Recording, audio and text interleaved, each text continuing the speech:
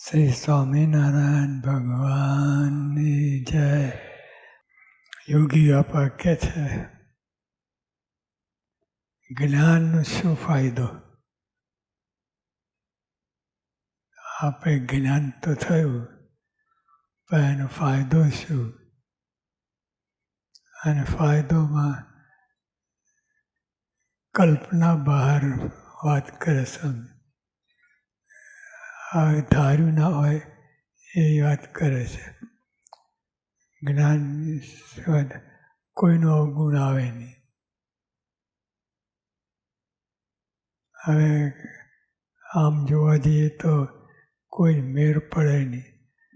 ક્યાં જ્ઞાન ને ક્યાં અવગુણ આવે નહીં. પણ સ્વામી બાપા અનુભવી સાક્ષાત્કારવાળા પુરુષ, ભગવાનને અખંડારનાર પુરુષ એ વાત કરે છે. બીજા સામાન્ય વાત નથી કરતા. તો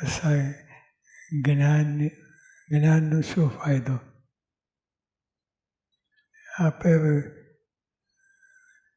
બધી અનેક કલ્પના કરીએ, પણ યોગી આપણે કહે જ્ઞાનનો શું ફાયદો?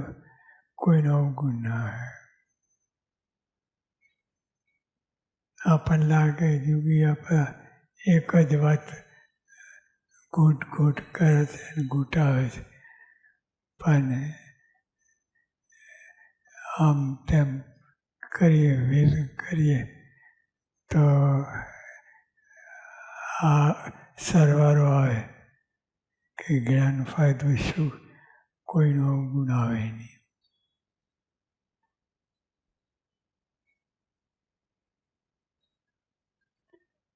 પોતાના અવગુણ પાસે ત્યારે ભગવાનનું દર્શન થયું એમ જાણવું. આ અસલી કલમ. પોતાના અવગુણ પાસે ત્યારે ભગવાનનું દર્શન થયું એમ જાણવું. આડાવડી સીધું પોતાના અવગુણ પાસે ત્યારે ભગવાનનું દર્શન થયું એમ જાણવું. આ મેળ પડે એમ નથી. ક્યાં પોતાના અવગુણ પાસે અને ક્યાં ભગવાનનું દર્શન. ઘણું બધું અંતર, લૌકિક રીતે ઘણું બધું અંતર પડે. પણ યોગી આપા વાત કરે છે એ તો ભગવાનને અખંડારનાર એ વાત કરે છે. પોતાના અવગુણ પાસે ભગવાનનું દર્શન થયું એમ જાણવું.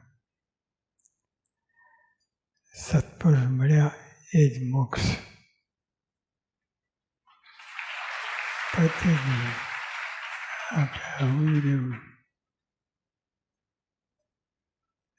પછી પણ ઘણી બધી ક્રિયા હોય છે. સત્પુરુષ મળ્યા એ જ મોક્ષ. હવે પહેલાં તો મોક્ષ શું છે અને પછી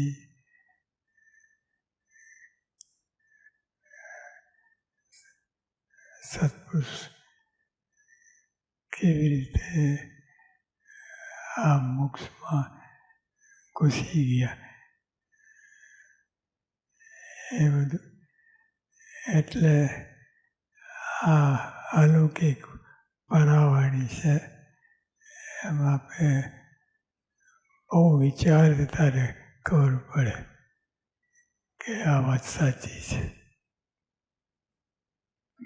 સત્પુરુષ મળ્યા એ જ મોક્ષ અને એ જ અક્ષરધામ પ્રાપ્તિ. બસ મૂળ તો સત્પુરુષ હાથમાં સત્પુરુષ છોડવાની, પકડી રાખવા. એમ સત્પુરુષ છૂટ્યા એને બધું બગડ્યું, જીવન બગડ્યું. કાંઈ તમે જે કરવાનું હતું એ થયું નહીં. એવું થઈ જાય. એટલે સત્પુરુષ મળ્યા એ જ મોક્ષ. હવે આ ગોઠવણી કરવી પડે, એમને ના આવે. આપણે બકી ગયા એ એટલું પૂરતું નથી.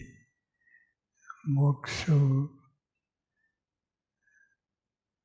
અને એ મોક્ષના બધા કેટલા અર્થ થાય એ બધું બાજુ મૂકીને આ યોગીઓ પાસે વાત કરી. સાક્ષાત્કાર પુરુષ પોતે ભગવાન છે, એટલે આપણે એમાં કોઈ દલીલ ચાલે નહીં. સત્પુરુષ મળ્યા એ જ મોક્ષ, અને એ જ અક્ષરધામની પ્રાપ્તિ. એ અક્ષરધામ મળી ગયું, આ હોઈ રહ્યું. અને અક્ષરધામ કેવી રીતે મળ્યા, કેવી રીતે પ્રાપ્તિ થઈ, આ બધું વિચાર કરવો પડે. અને વિચાર કરી પછી ગોઠવણી કરી ત્યારે ખરું. સહજાનંદ સ્વામી મહારાજ.